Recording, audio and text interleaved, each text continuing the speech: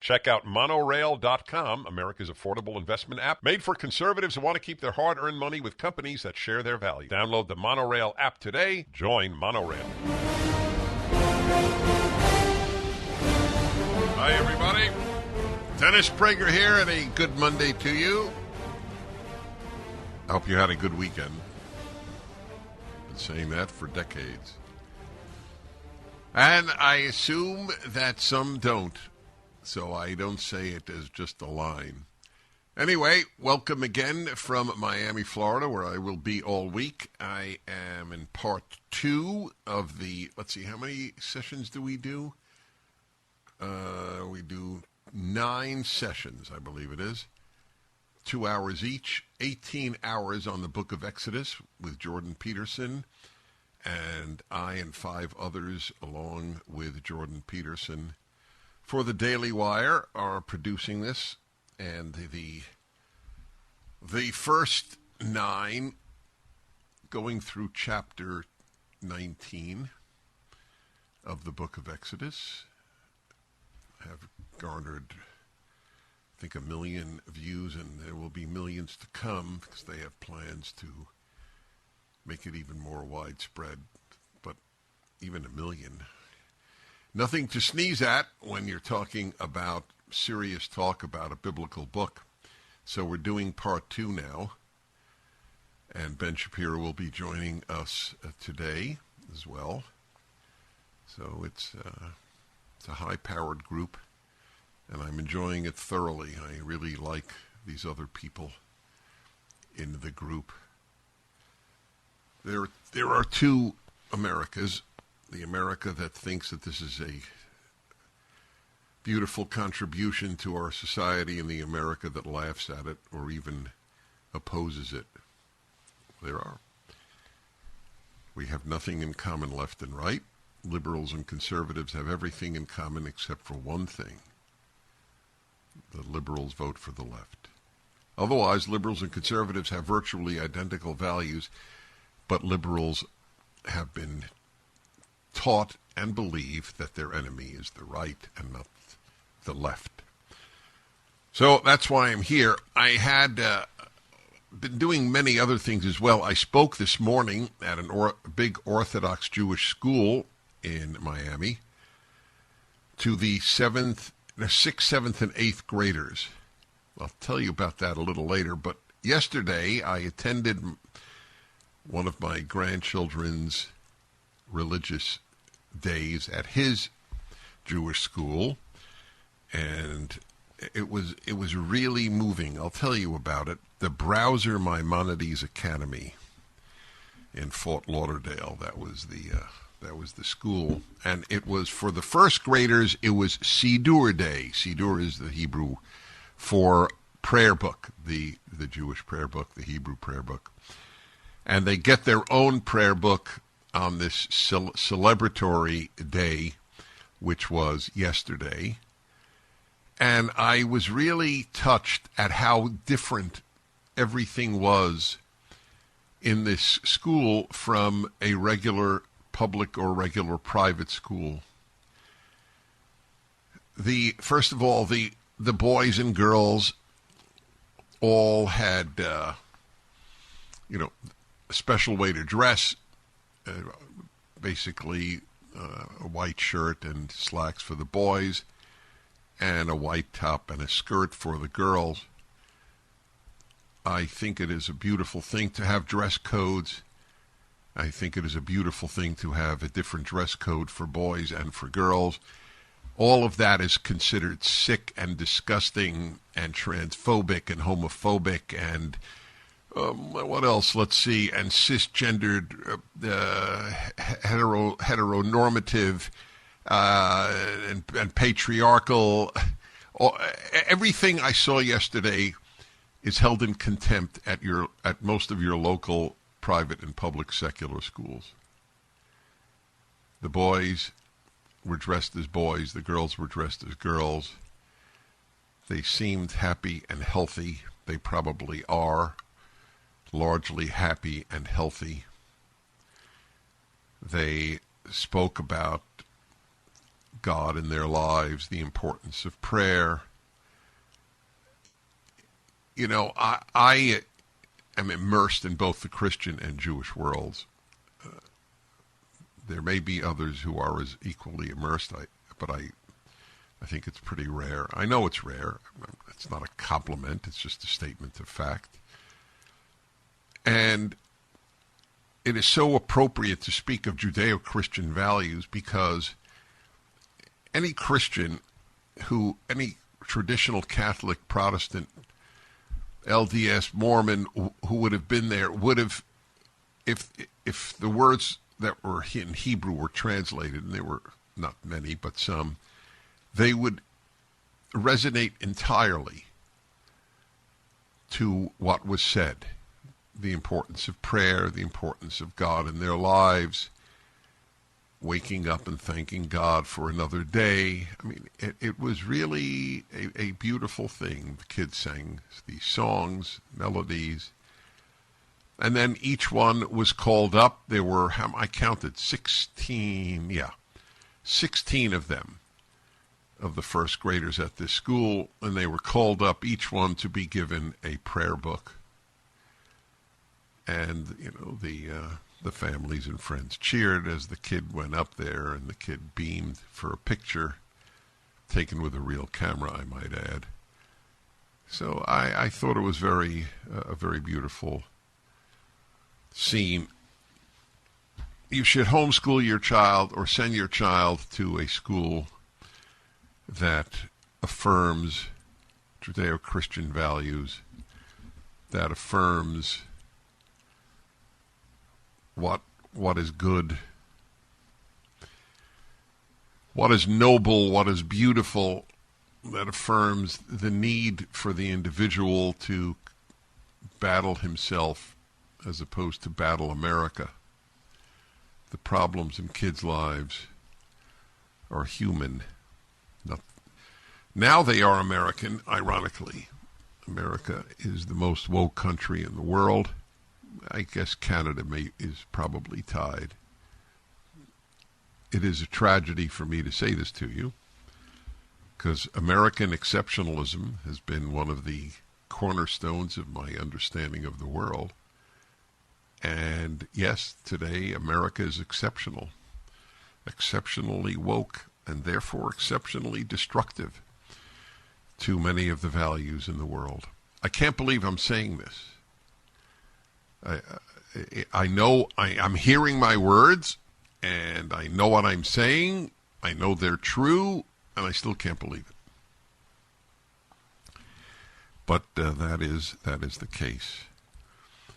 People, apparently there is some almost demonic part of human nature that hates the good. To hate what America has achieved, there is something truly sick with your soul.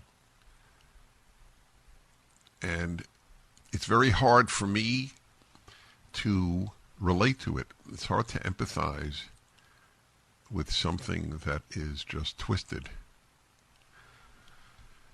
So, another thing that I will dwell upon. So I went to another Orthodox Jewish school to give a speech today. And obviously before this show, it was 9 a.m. Eastern Time.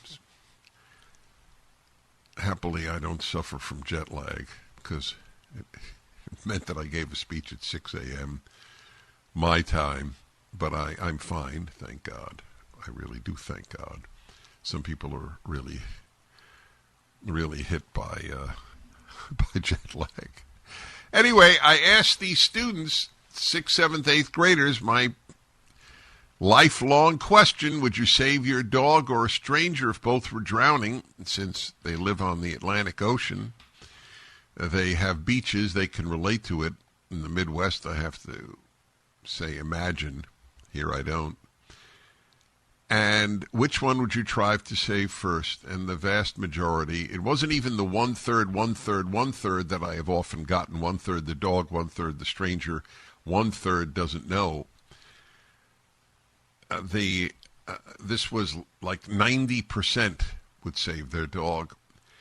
And I basically spoke to them, and I forcefully told them,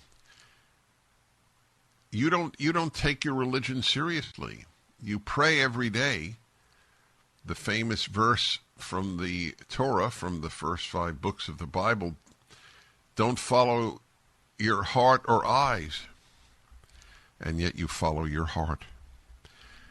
This is a big deal. I'll talk about that more momentarily.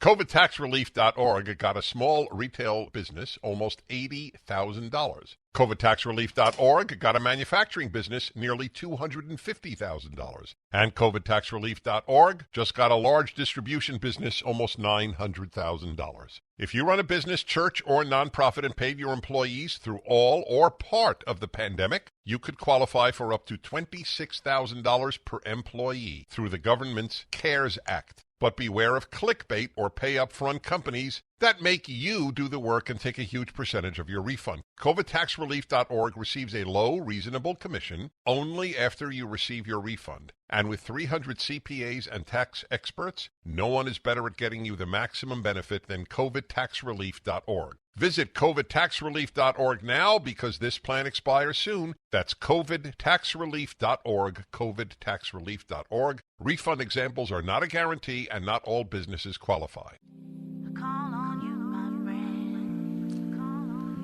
Okay, everybody. Sean, send me a Zoom link for the calls. So, my friends, there's a great piece in Newsweek. I didn't even know he would be writing. PragerU is a very big organization. CJ Pearson is one of our young, what they call personalities.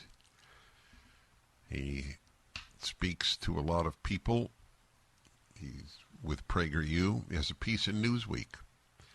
CJ Pearson, PragerU personality. That's how he is identified. Young men like me deserve better role models than Prince Harry. You know, I haven't spoken to you almost at all about Harry and Meghan. And I haven't because I just didn't want to get involved for reasons that are not fully clear to myself, believe it or not. And I'm pretty clear about my motives and intentions. I think perhaps it was because I thought maybe I don't know enough about their family situation to broadcast my opinion about these two people. But it's gotten so far, it's gone so far that I feel that the CJ Pearson, this young man, younger than Harry, has really hit the nail on the head. So some of what he's written in the January 13th Newsweek. The Duke of Sussex renounced it all, purportedly in the name of love, and in doing so he also denounced his country, scoffed at tradition, and estranged his family. Yet somehow this makes him a role model in the eyes of the media. The Evening Standard called Prince Harry the male role model men so desperately need. The twisted world of the left. To think that Harry is the male role model men desperately need? CNN did the same, casting the Duke as, quote, role model for emotional availability for men and boys, as did Harper's Bazaar. The twisted world of CNN. I can't believe this. He is a role model for emotional availability for men and boys. Crap on your brother, crap on your father, crap on your stepmother, crap on your family, on your country's traditions. You're an emotionally available role model, according to CNN. Yeah, they probably can't stand his brother William because his brother William has dignity. The left finds dignity repulsive. Self-control, dignity, affirmation of tradition and country. Oh, my God, you can't get lower. Well, you can't get lower than that, I guess. You can deny that men give birth. But it's hard to get lower in the eyes of the left. I told you that we have nothing in common. The left thinks that Prince Harry is just apparently awesome, a male role model. I can't think of a more emasculated man in public life. There may be, maybe the drag queens who would acknowledge that, but they're anonymous. He's well known. Best-selling first-day book in history. 1.4 million books sold the first day. People love gossip.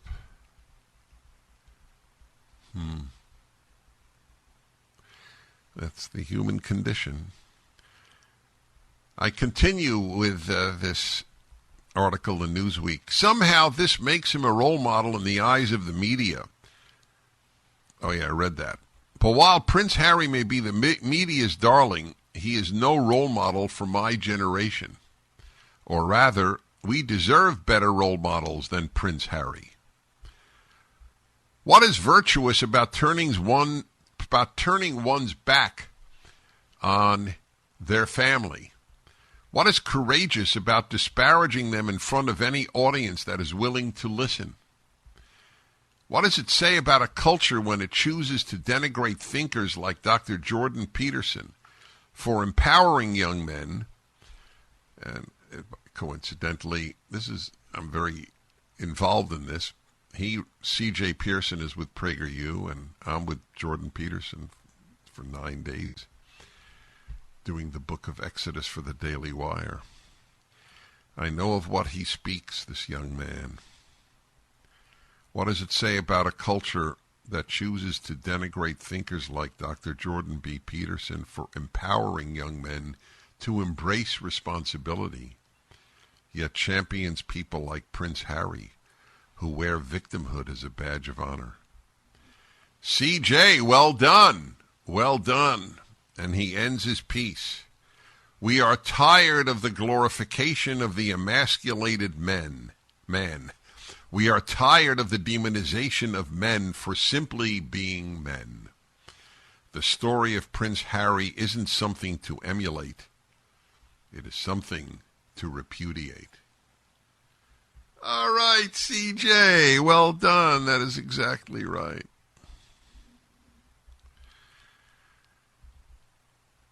The loathing of quality men who embrace manhood is a central part of the left. Women who are angry at men and men who can't live up to the standards that they should combine in that assault. We return 1-8-PRAGER 776. Every day when I pass a mirror, I still can't believe it. It's me! I'm looking back at myself. I never thought I'd be this fit again, but 42 pounds ago, I decided to take control of my health. And with the help of my PhD weight loss and nutrition, I'm so glad I did. The program is simple. Dr. Ashley Lucas and her amazing team customize a plan for your body to make it simple. They even provide 80% of your food at no additional cost. They treat your entire person as one. Dr. Ashley believes that all change starts with the mind. She'll help you to change your behavior when it comes to food and think differently about food so you'll never gain the weight back. Give them a call right now at 864-644-1900 and they can answer all your questions. If I can do it, you can do it. Hi, everybody. I'm Dennis Prager. Read to you from a great column by a young man who's at PragerU, CJ Pearson. on the awful role model Prince Harry is to young men.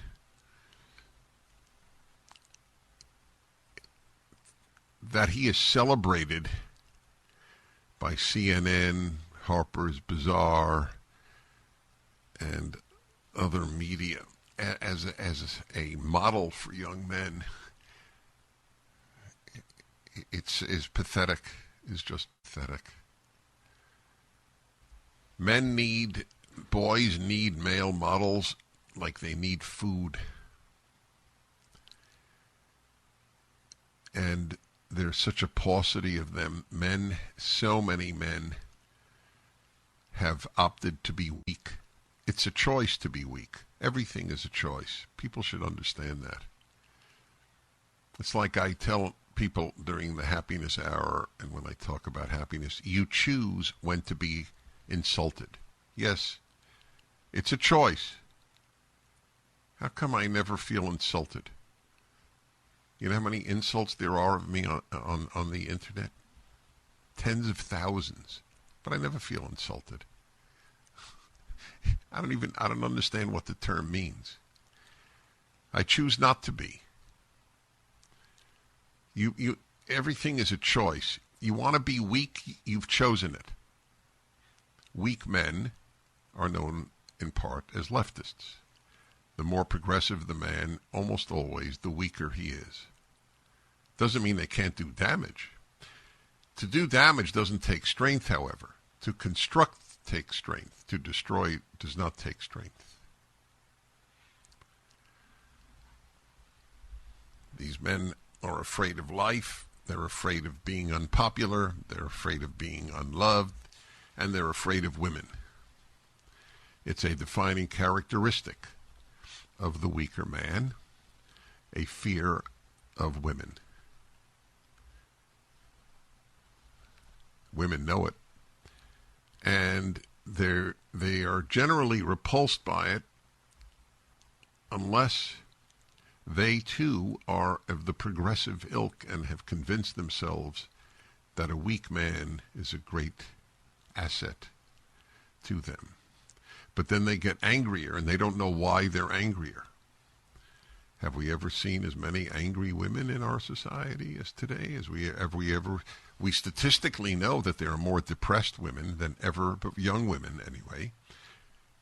That's a statistic. That is not a conservative source or a conservative claim. Major issues. How you develop boys into good men is one of the most important questions any society. In fact, it might be the most important question any society has to face. In our weirdo world, the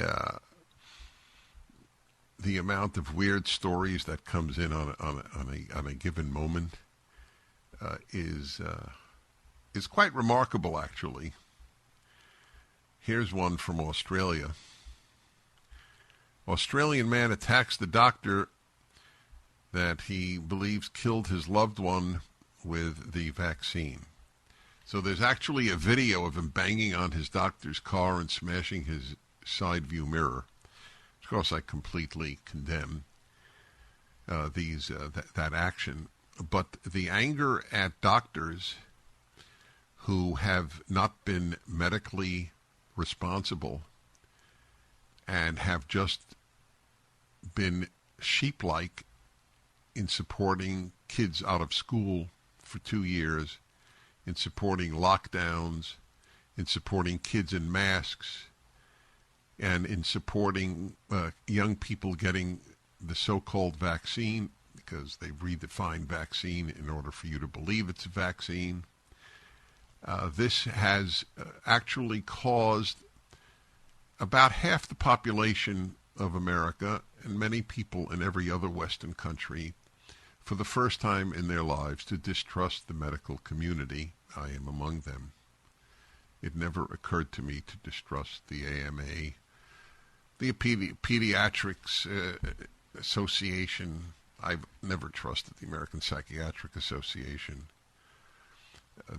That's been its own tragedy. But this has happened. This attack by this man whose loved one died because of the vaccine. And if you deny that people are dying from the vaccine, you're just not aware of what is happening in the world today.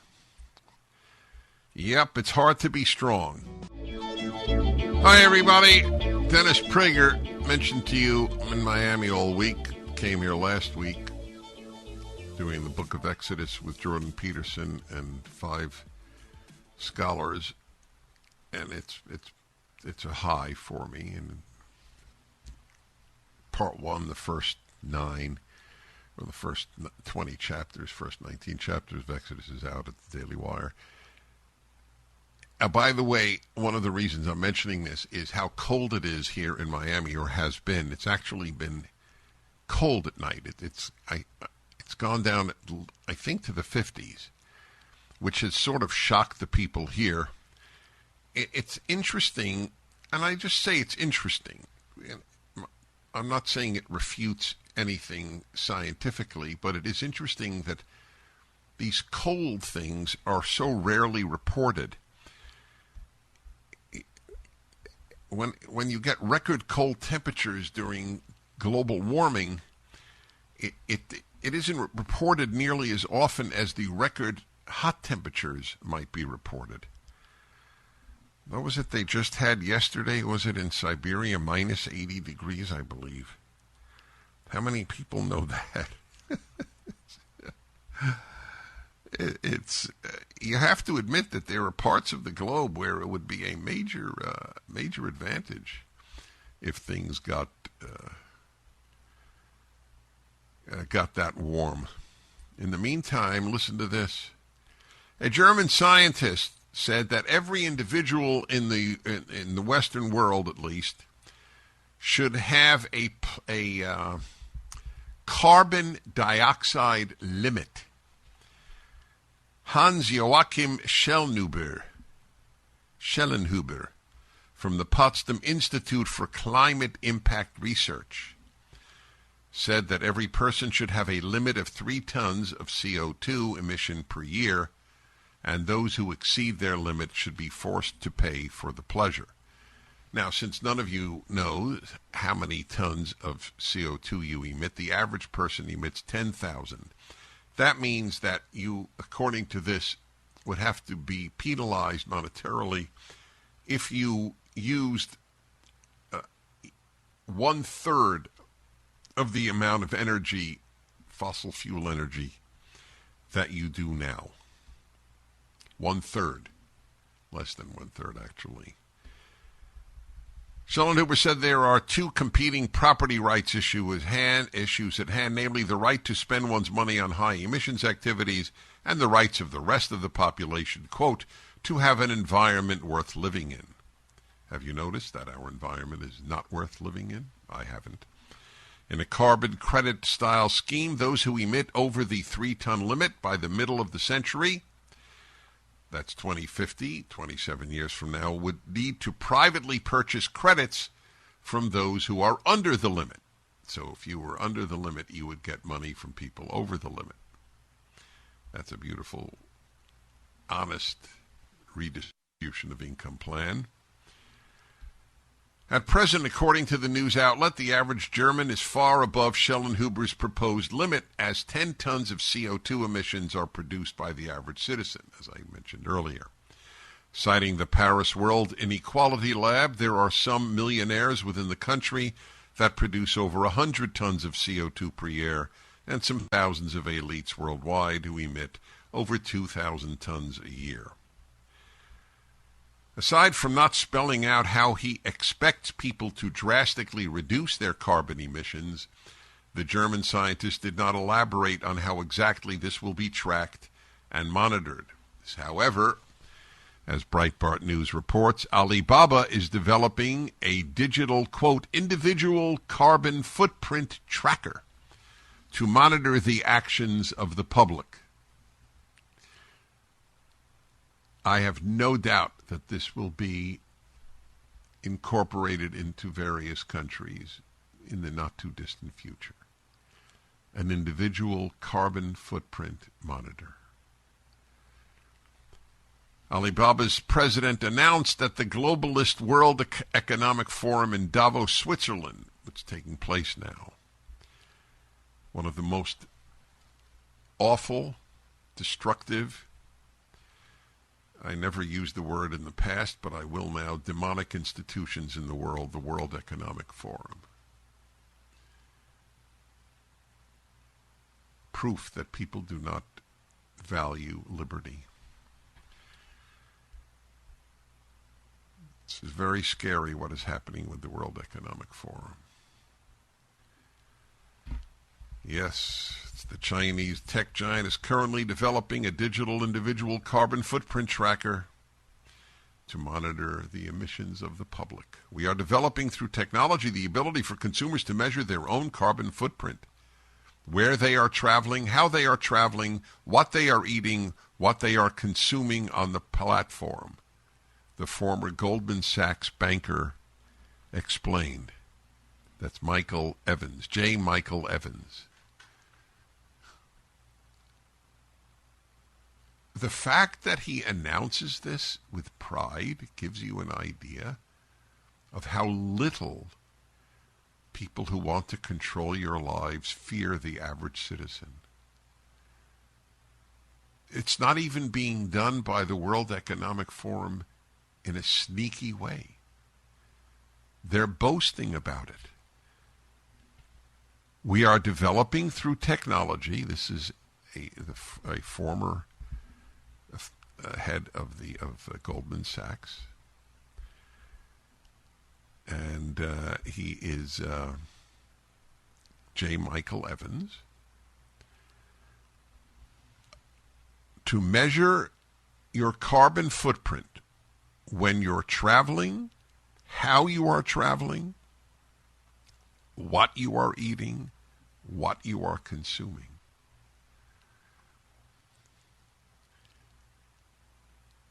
The description of the environmentalist movement is a watermelon, green on the outside, red on the inside. It was told to me about 30 years ago. I sort of knew it was true, and now it should be obvious. It's green as environmentalism on the outside, red as in communism on the inside. They're telling you they are, and half the world doesn't give a damn. The Dennis Prager Show. MyPillow is excited to bring you their biggest bedding sale ever, and just in time for Christmas. For a limited time, get the Giza Dream bed sheets for as low as $29.98, a set of pillowcases for only $9.98, and rejuvenate your bed with a MyPillow mattress topper for as low as $99.99. They also have blankets in a variety of sizes, colors, and styles. They even have blankets for your pets. Get duvets, quilts, down comforters, body pillows, bolster pillows, and so much more, all with the biggest discounts of the year happening now. They're also extending their money-back guarantee for Christmas until March 1st, 2023, making them the perfect gifts for your friends, your family, and everyone you know. So go to MyPillow.com and use the promo code Prager, or call 800-761-6302. You'll get huge discounts on all MyPillow bedding products, including the Giza Dream bed sheets for as low as $29.98, and get all your shopping done now while quantities last. Hi, everybody. The only existential threat I am aware of, well, there were two actual existential threats. Global warming is not one of them. One existential threat is to liberty and freedom of speech and all the freedoms that go under the heading of liberty from the world's left, from the World Economic Forum to the Democratic Party in the United States and in all the organizations that support it, like the medical associations, etc. The other existential threat is to Israel on the part of Iran, which repeatedly vows to exterminate the state of Israel. That's an existential threat. There is no existential threat to biological life or to human life. That's a gigantic lie. It's not being a climate denier. It's being a truth teller with regard to existential threats. But in the name of avoiding existential threat, the left is capable of depriving people of liberty. And that is exactly what is taking place. It's now taking place in Davos with the World Economic Forum, headed by a German, Klaus Schwab. It's funny, I have a number of wonderful German friends, and they know my belief. They don't have much to say against it. One of my ways of understanding the last 150 years of the world is Germany is always wrong. From the Kaiser to Angela Merkel. It's a phenomenon, isn't it? I don't understand why. I certainly don't believe it's in DNA, but it's certainly in the culture. Hard to explain, but it seems to be the case. San Diego, Adam, hello. Honored to talk to you. You know, based on what you were saying before, I mean, what do you think of this? That owners whose values, you know, are more against your own values than with? I mean, people should never spend money on those owners or their companies. I mean, isn't that even in the Bible somewhere, like the Book of Wisdom or something? Spend on their owners? I didn't quite follow what you're saying. Like owners who have values that are against the customers' values. People shouldn't spend money on those owners or their companies or banks. Yeah. Well, it's a very big problem because virtually every large corporation is run by a coward. Back in a moment.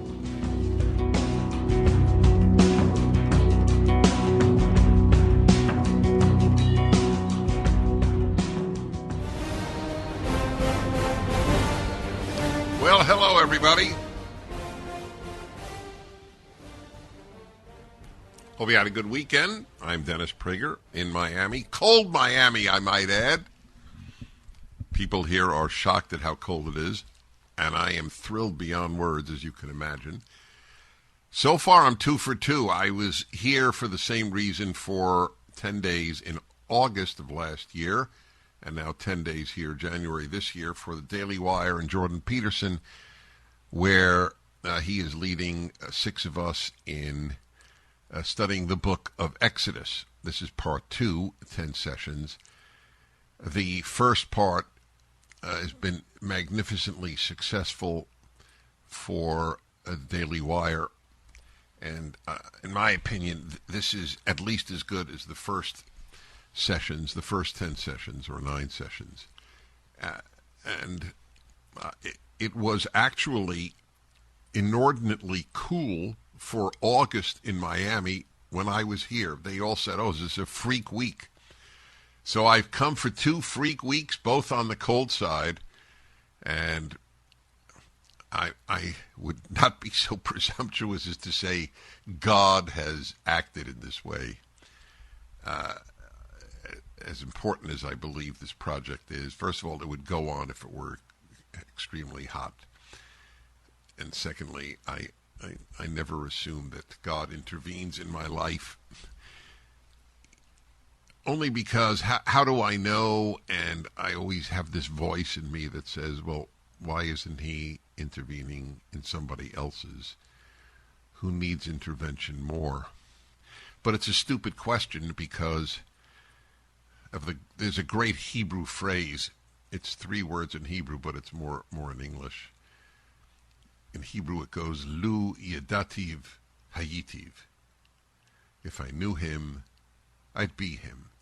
I find that an extremely intelligent response to all these questions people have with regard to God.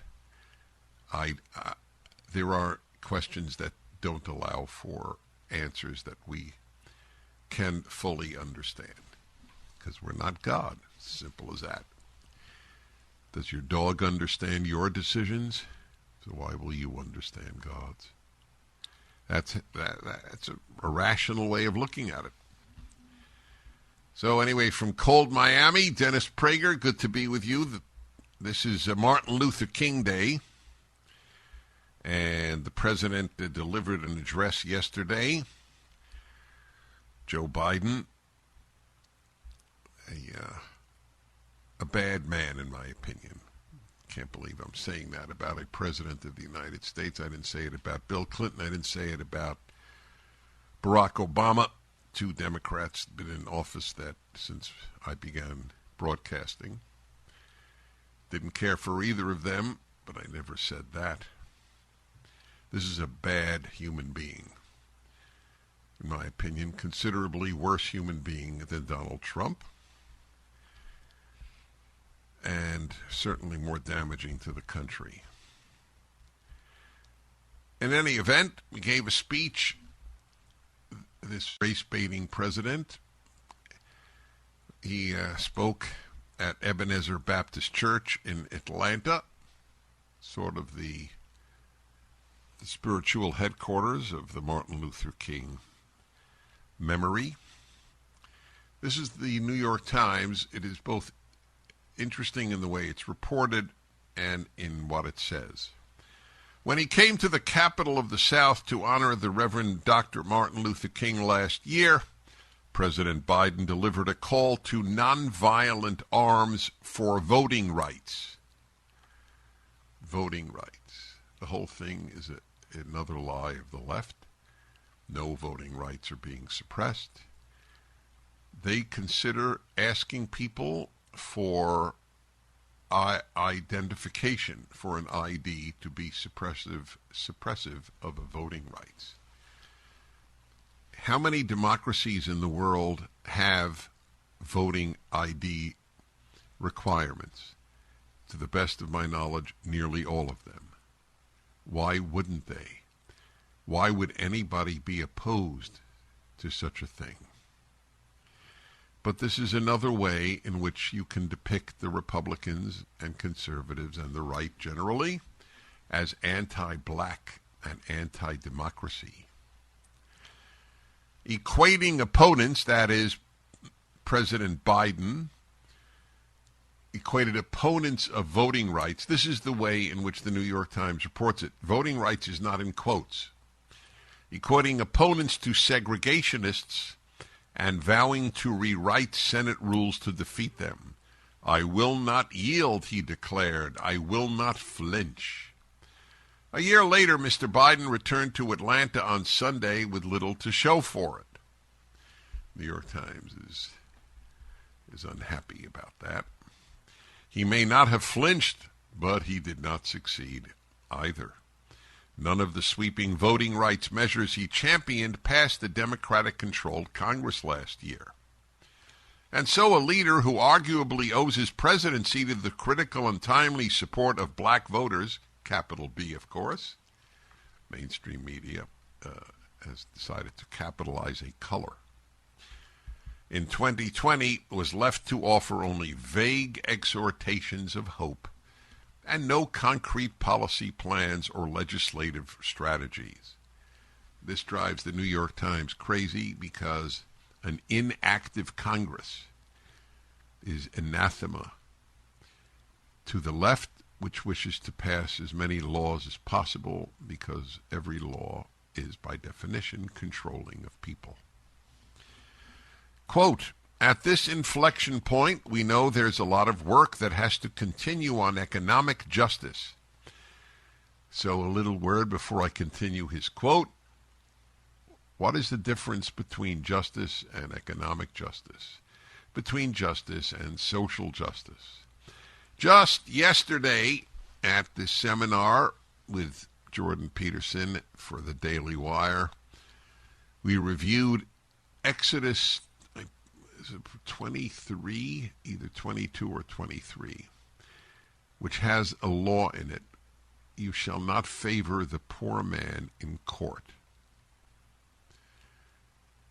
And as I pointed out to the group, you'll be able to see it in a few months.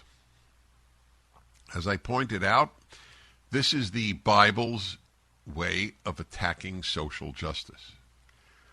It's because social justice would say that in a battle between a billionaire and a poor man, you should favor the poor man. But that's social justice. Justice is you favor who is right. That is the purpose of a courtroom, to establish justice and truth first. Justice is built on truth. Once you begin with social justice, the battle for truth is insignificant, and for justice. Social justice has nothing in common with justice. If it did, if it were the same thing, they wouldn't have a term called social justice. It would be meaningless. But it is not the same as justice. If it were the same, obviously, there wouldn't be such a word or term. So economic justice, okay, civil rights. We have to continue. There's a lot of work to continue. The president said at Ebenezer Church on economic justice, civil rights, voting rights, and protecting our democracy. Yes, they're all being threatened by the right wing. Economic justice, civil rights, voting rights, and protecting our democracy. Really? How exactly is the right wing threatening? How are conservatives and Republicans threatening our democracy? And I'm remembering that our job, this is the line that really annoys me. You would think the others did. They do. But this one, I gotta say, this one got me. And I'm remembering that our job is to redeem the soul of America. Mr. Biden told the appreciative crowd. Look, I get accused of being an inveterate optimist, the president added. Really? Who has ever accused Joe Biden of being an inveterate optimist? These are things that he just makes up. It's a joke somewhat. All right, anyway, this is the line that gets me. Progress is never easy, but redeeming the soul of the country is absolutely essential. This is the ultimate example of telling you that you're doing what we're doing. I also believe we have to redeem the soul of our country, but they're the threat. I tell you I ain't lying. Right, everybody. So I am reading to you the New York Times description here of the Joe Biden speech at Ebenezer Baptist Church in Atlanta. And this is the part that really, that's the ultimate gaslighting. Redeeming the soul of our country is absolutely essential. Twice, at least, he said, redeem the soul of our country. Yeah, we on the left, that's a beauty, isn't it? That's the ultimate gaslight. We're going to redeem the soul of our country. You who destroy the soul of our country, you leftists, are going to redeem it. Yeah. Well, if you believe men give birth, then you believe that the left will redeem the soul of the country. That's a fact, by the way. I can't think of anyone who thinks men give birth who don't think that the left will redeem the soul of the country. And I can't think of anybody who denies men give birth who believes that the left will redeem the soul of the country. So they're related.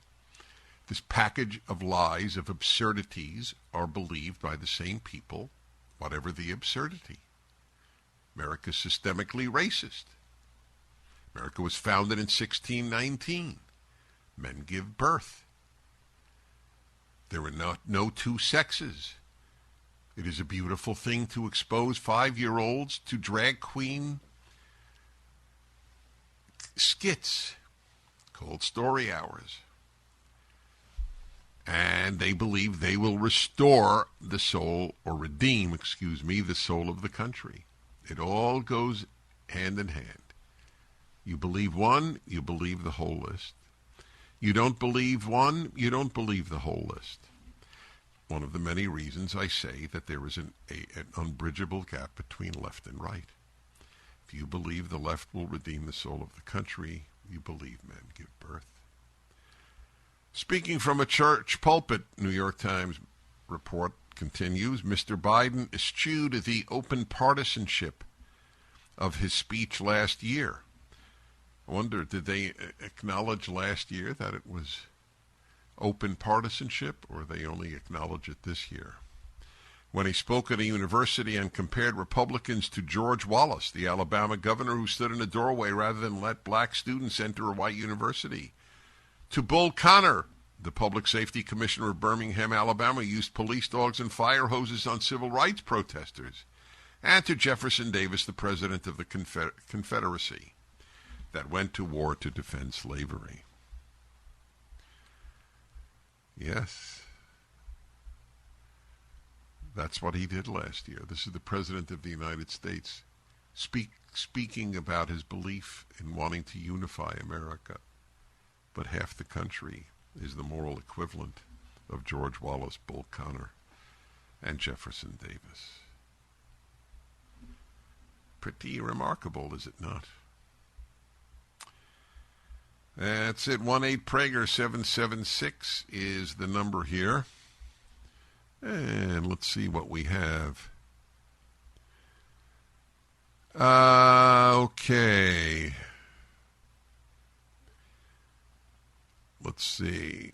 Abbeville, South Carolina. David, hello. Hello. I remember you talking about the same thing with Bill Maher about men giving birth and that the Democrats believe that, and he thought that was just outrageous. Do you think that your comment changed the way he operates? Because now he's really kind of scrutinizing what the Democrats are doing. Well, Bill Maher, to his credit, says a lot of things that are anti-left. Bill Maher is a liberal. He hates the Republicans and hates the right, but he also hates the left.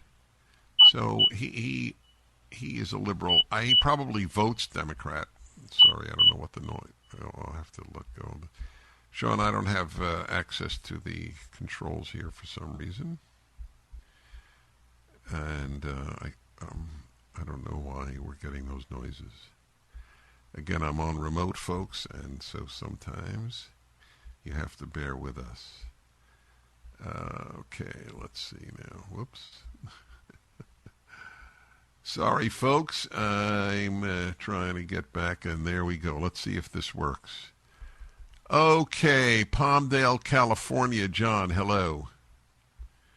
Hi, Dennis. Sean. Dennis. One second, John. Wait, John. Before you say anything, Sean, there's some reason you're the only one who can access the calls. Go ahead, John. Pleasure to talk to America's number one conspiratorialist. It's a stupid comment. Can you tell me of a conspiracy that I endorse? Because, yeah, because you don't have anything to back it up with. What conspiracies do you think I believe in? Well, you for one don't know. You say who won the election. Well, that disagrees with all your famous friends like Rudy Giuliani and Donald Trump. They know. They're convinced. But you don't know. So wait. So why am I conspiratorialist? You're proving the fact that I'm not. Because it's conspiratorial to think that anybody but Joe Biden won the election, for one.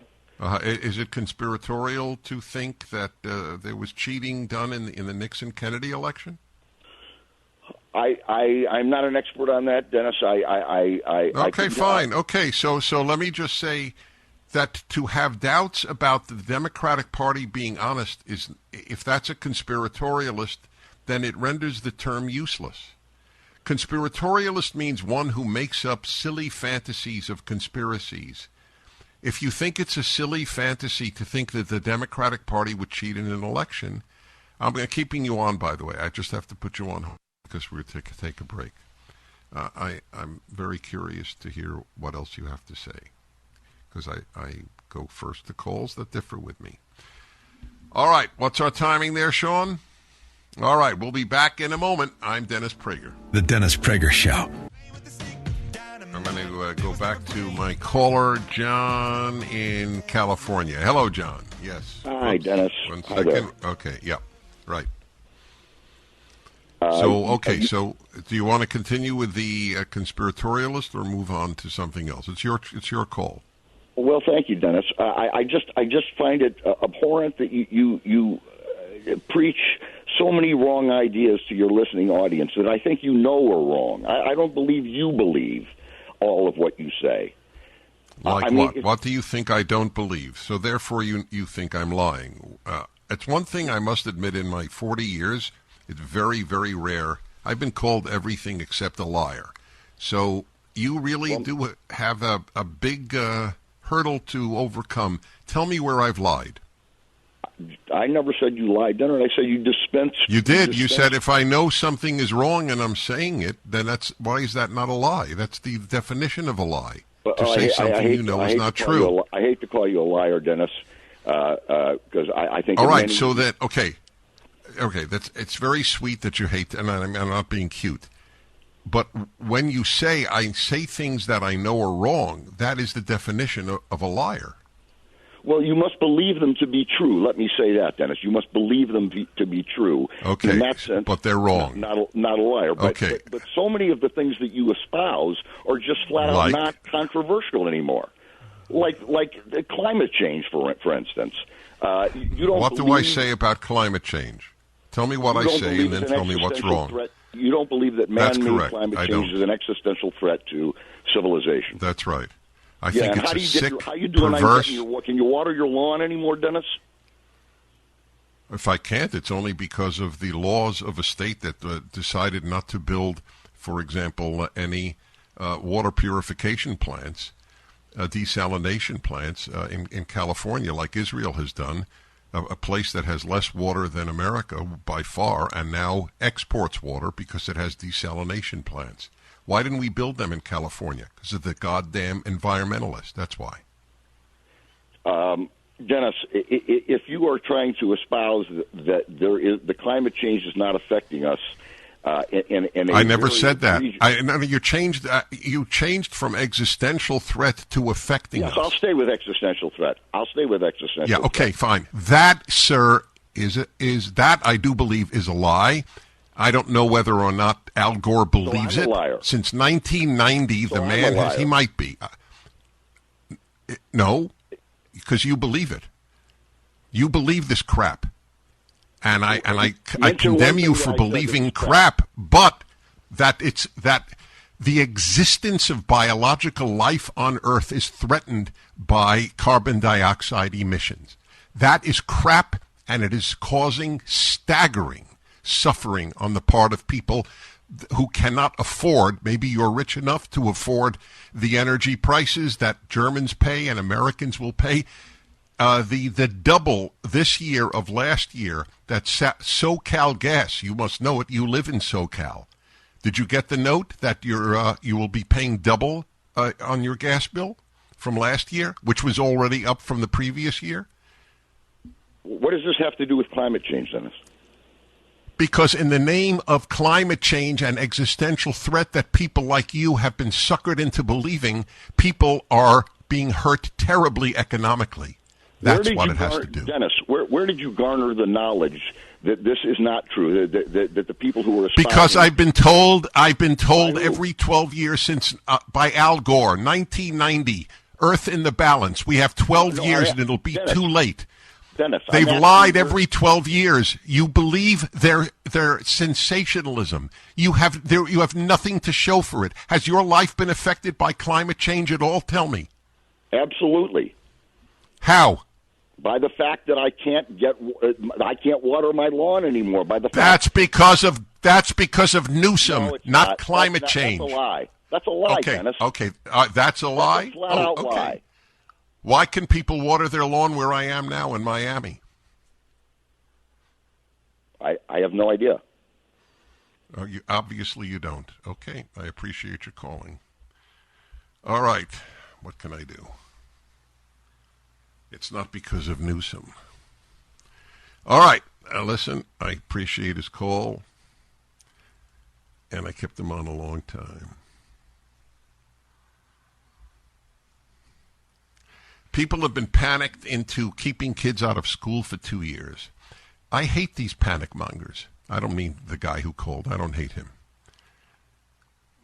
He's just been panicked, like parents were, into accepting the idea that their 2-year-old has to be masked, that they can't play with kids for 2 years, that they can't go to school for 2 years.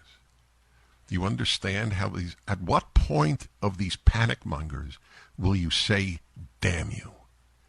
Damn you! I don't believe it. God, excuse me. I can't use GD. That's right. I don't know why not. They should be damned. The damage they have done to people, the suicide rate among kids. God. Is there a single panic that people like my caller don't believe?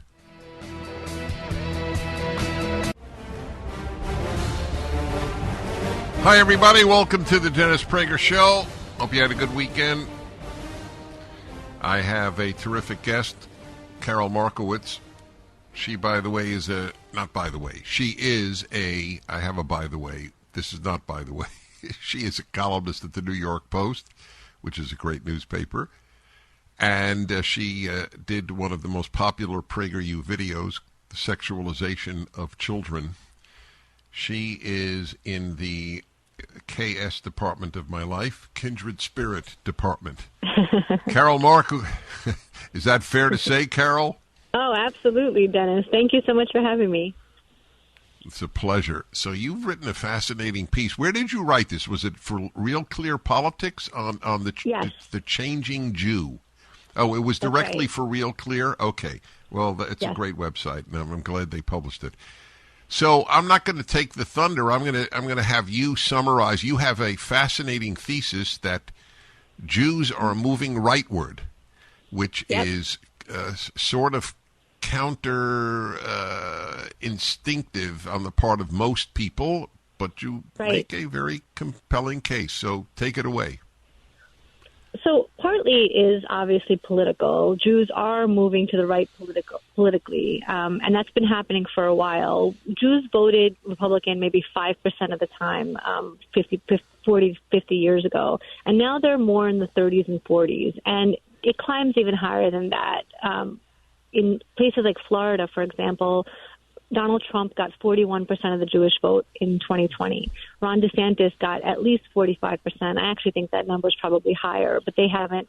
It relies on exit polls. So if somebody's switching their political identity after a lifetime of being a Democrat, they might not be willing to talk to a pollster and say, yeah, I just voted Republican for the first time. So I think that number is probably higher than even 45% for Ron DeSantis. So we'll see. But that political change is obviously happening according to the numbers.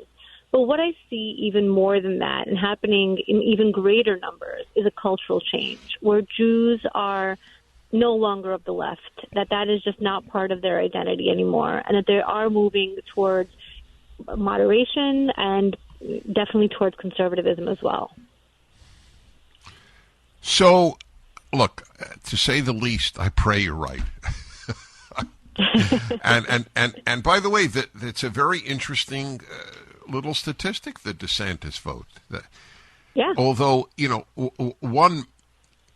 depends if this is the classic, is the glass half empty or half full, because the thought that half the Jews of Florida did not vote for DeSantis makes me, as a Jew, embarrassed. I mean, it's embarrassing. Right, you're absolutely right. Yeah.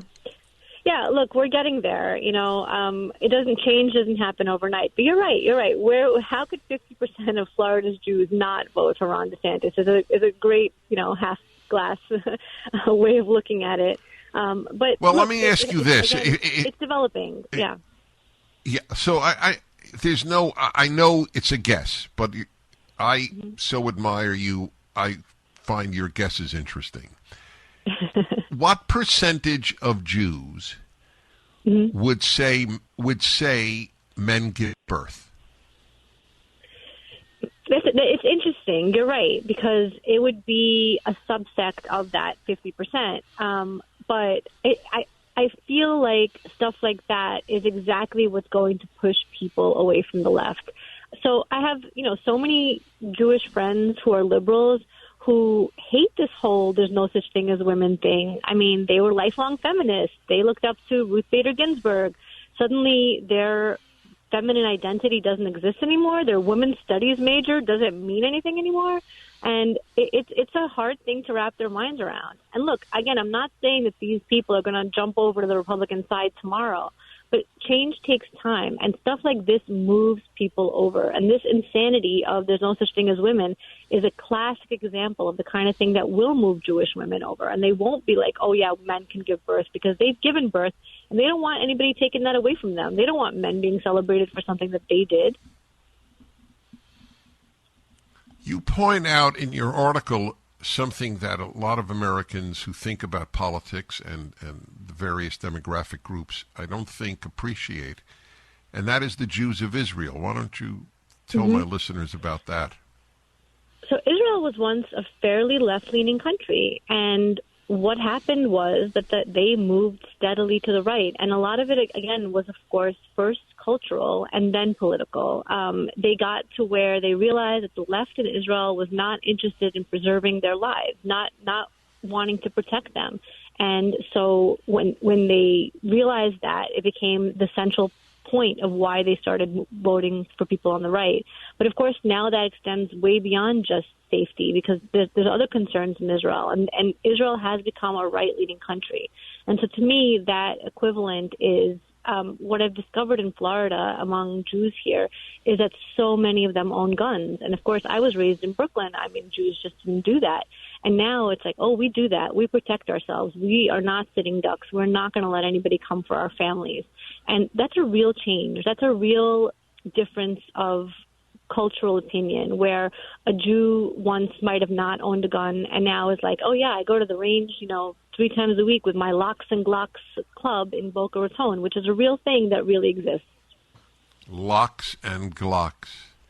That's awesome. That really exists? It really It's does. a real group?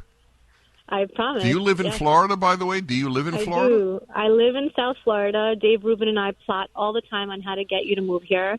I have to tell you, I'm not going to say the name because I try to be private, but I chose my shul because I saw a picture of you with the rabbi. And I said, if Dennis Prager has posed for a picture with this rabbi, it can't be crazy. I'm very touched. I really am. Thank you. That's very kind. You know why I'm here in Miami right now. Do you know why I'm in Miami now? Why? You'll be touched because I'm with Jordan Peterson for the Daily Wire at his the second 10 sessions of teaching the Book of Exodus. Oh, I love it. It's amazing. Yeah, it is. It's a very exciting project. It's garnering millions of views. I mean, this is my dream, to bring the Torah to the world, and it's non-Jews. Non-Jews are helping me do it. And Christians are part of the panel, mostly Christian. Right.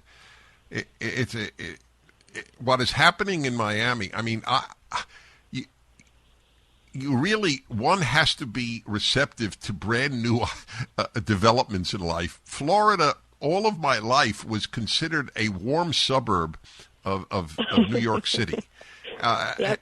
And it was known for non-intellectual life, and now Florida is in some ways the most important cultural state in the country.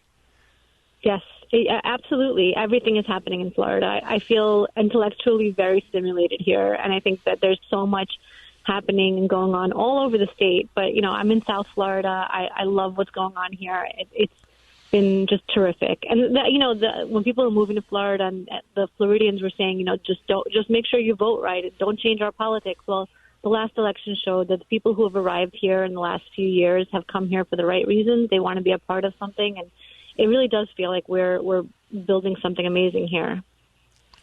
So I ask you, how many American Jews would assent to the notion that men give birth? And then I'll ask you another one. Yeah. How many American Jews support the boycott, divestment movement, sanctions movement against Israel? I think that they're probably the same people, and I would say that number is going to be in the 15% range. I definitely don't that's think all. it's any higher than that. Yeah. So they're just very loud, and the New York Times loves them. That's exactly it. They're loud, and they're in the media. And, I say this, I was born in the Soviet Union. Soviet Jews, the ones who came to America or went to Israel or anywhere else, are so conservative.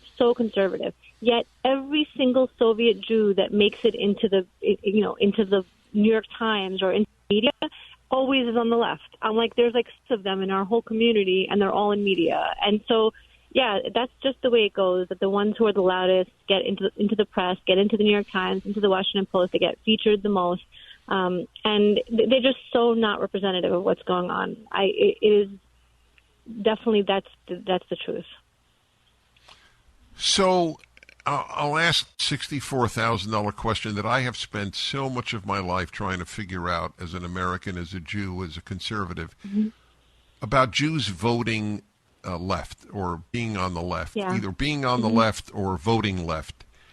So there are so many reasons, but I want to get yours. I want to get your reaction to my tiny list that I'll offer you. One is that Jews instinctively assume right wing means Hitler, and so anything right is dangerous, and it's almost inconceivable that anything left would mean dangerous. Secondly, the Jews who stay committed to Judaism overwhelmingly are conservative. And Jews have simply abandoned Judaism as their religion and accepted secular religions, environmentalism, feminism, humanism, Marxism. Do you have any additional reasons? Yes. Hold on. Wait. We're going to take a break. Good. All right. Give them to me when we come back. Karol Markowicz, who is just terrific, obviously, as you can hear. Back now with the terrific Karol Markowicz and her fascinating thesis. She writes for the New York Post. She's a columnist, and her fascinating thesis with regard to American Jews, that they're moving rightward. So, by the way, are they moving rightward at the speed of a tortoise or the speed of a rabbit?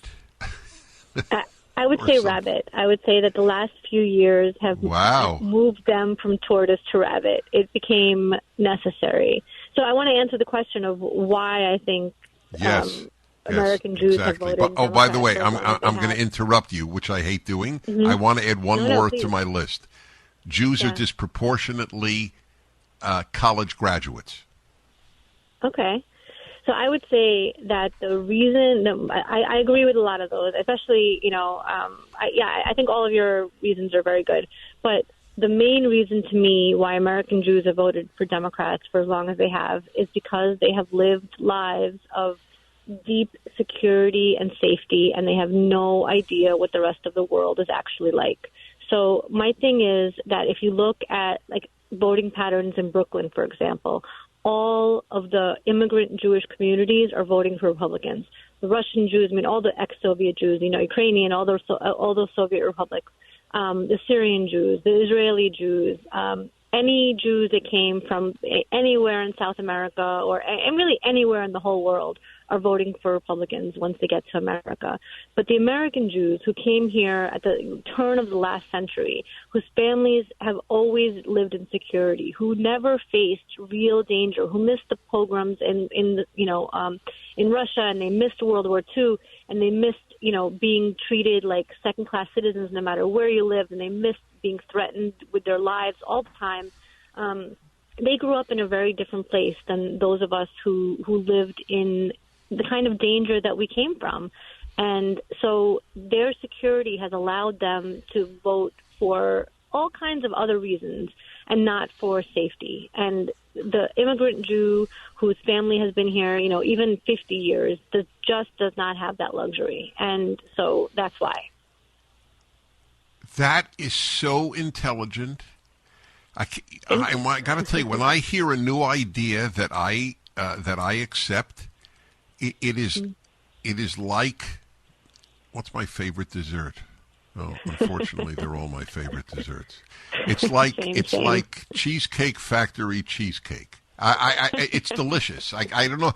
That is so right on. I never thought of it. So it's a joy to hear. That's right. Thank you. They're They naive. just don't know. Yeah. That's right. People who know suffering are not naive. American Jews have not Right. known suffering. It's been terrific for American Jews. Exactly. They've been the luckiest Jews in history, So in history, that's right. Mm-hmm. My dad was an Orthodox Jew, and to his great credit, he enlisted in the Navy. He didn't have to. He was over the age of draft and had a wife and child, so he was exempt. But he enlisted in World War II and fought in the Pacific for 2.5 years as an officer on a transport ship. And my father's senior thesis at the City College of New York was on anti-Semitism in America.